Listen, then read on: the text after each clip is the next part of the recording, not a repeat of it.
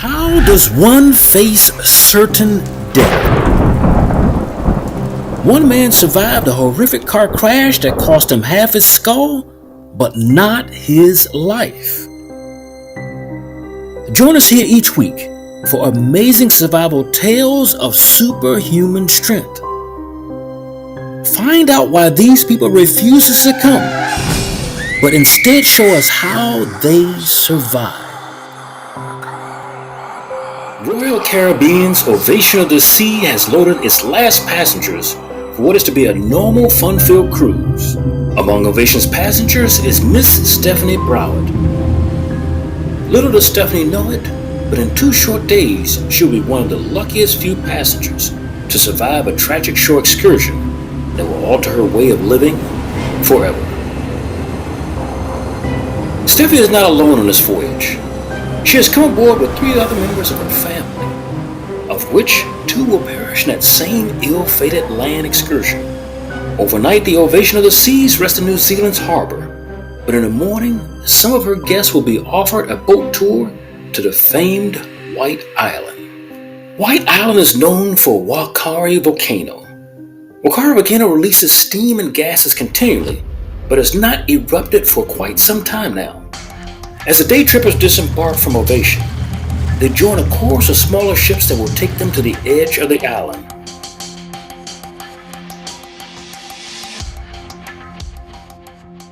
To get even closer to the shore, passengers will transfer to rubberized rafts, bring them up to the rocky coast.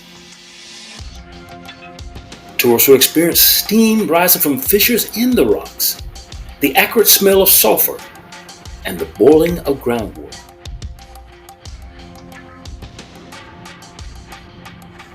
Unfortunately, it will be here, near the mouth of the island's smoldering volcano, where tourists will be injured or killed from an unanticipated eruption. Injured from the blast, Stephanie Broward. Among the dead, her sister. Notice Stephanie standing just feet away from the crater prior to the explosion. The neon-jacketed man before you is their tour guide. He will be immediately killed by the initial blast. At 2:12 p.m., American tourist Michael Shad photographed the eruptive column surging into the sky from the tour boat Phoenix. When White Island erupted, there were 47 people on the island, and only 26 will survive the blast. Some of the survivors will lose their lives in the hospital. The eruption saw most tourists trapped on the island, unable to outrun the plumes of acidic gas and the ash that surrounded them. Some saw their entire families wiped out. Others suffered excruciating burns nearly to all of their bodies. Ships that backed away from the initial blast will return first to the island to render first aid and rescue. What these watercraft returned to was an island that more reflected the moon's gray surface in color than anything on Earth. They would see the damaged hull of a tour helicopter knocked off its moorings by the blast. Hours after the blast, as many locals began to assist in the rescue, would anyone see the air support arrive. Most of the critically wounded would be ferried away from the devastation by boat over the helicopters, which refused to land on the island.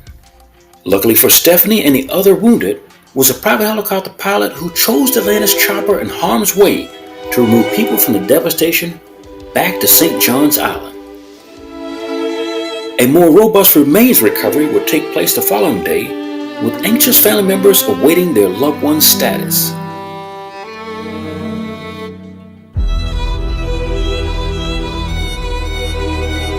Stephanie would never get the chance to say goodbye to her dad or her sister, as she was placed in a medically induced coma. Upon waking a week later, she would hardly be able to recognize her current image from how she looked just a few days earlier. But with a great support system that included her mother and friends, Stephanie would recover over time. She would lose the use of her fingers, which were destroyed in an initial chemical blast, but ultimately she would charge on towards life over victimization. Here's what Stephanie's new face looks like today.